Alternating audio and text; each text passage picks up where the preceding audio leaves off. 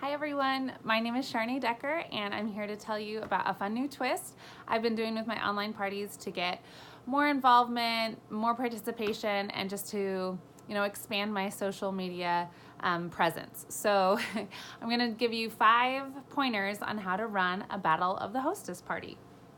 So the first thing you need to have a successful Battle of the Hostess party is to have hostesses.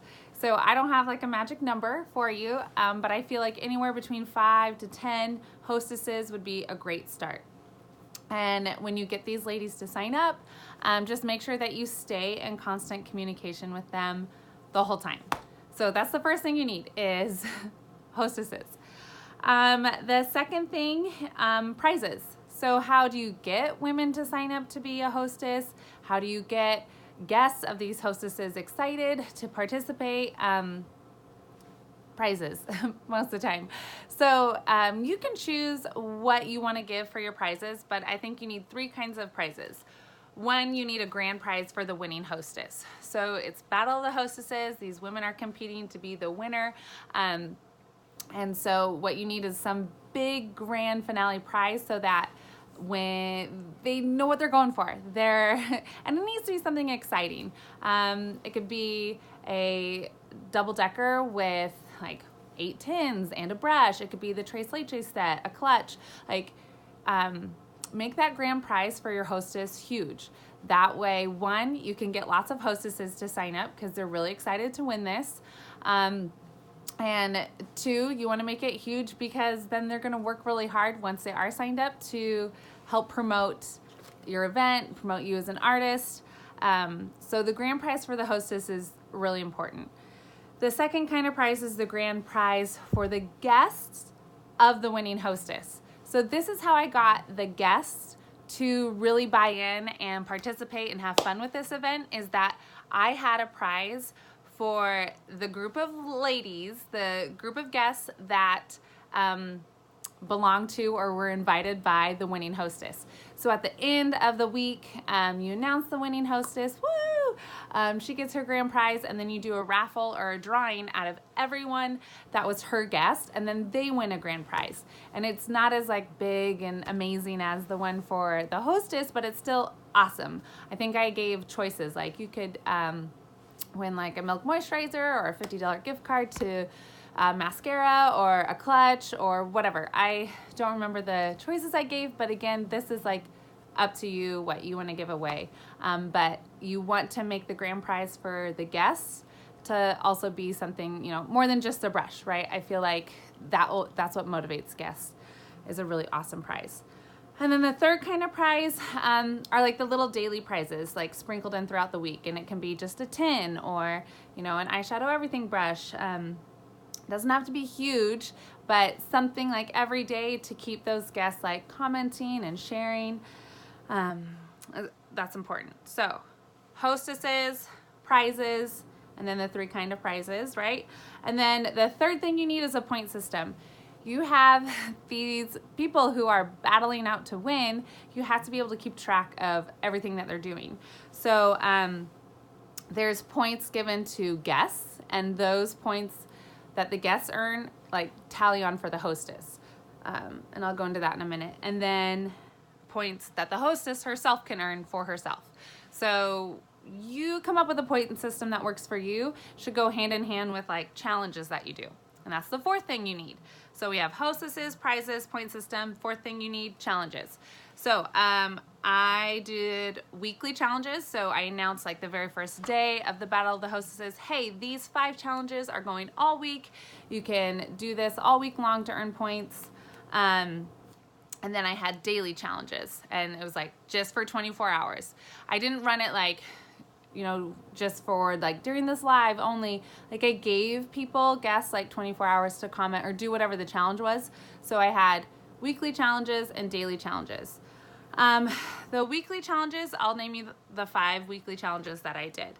I do the first time color match. So if you're sending me a first time color match, that was 5 points awarded to the hostess that guest belonged to. I did a new customer account signing up as a new customer for me, that was 5 points. But I made sure that when I talked about this challenge that I was very explicit in, if you're already working with a mascara artist, please do not artist hop. Just message me and say you already have an artist, but you want your hostess to get these 5 points, and I will award those 5 points.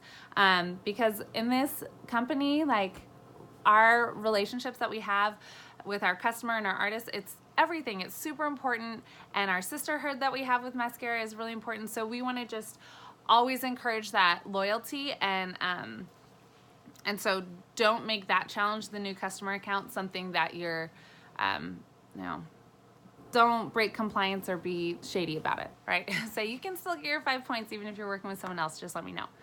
So there was the color match, the new customer account, those were both 5 points, and then shares from my business page. So I linked my Facebook business page and said, hey, you go to that business page and you share a video or a post and you tag me, I'll give you 4 points for every single one of those shares that you do, and that was unlimited. And that was really fun. It really got like a lot of action from my Facebook business page, which I loved. The fourth weekly challenge was for them to follow me on social media. So whatever social media platforms you're on, I did Instagram and Facebook. I know a lot of you youngins are also on like Twitter and whatever, maybe YouTube, whatever it is. Like, link all of your social media accounts and say every one of these accounts that you follow, you get 2 points, 3 points, whatever you want it to be. And then the fifth weekly challenge that they could get points on for all week is just the guests that they invite. Every guest was a point or 2 points.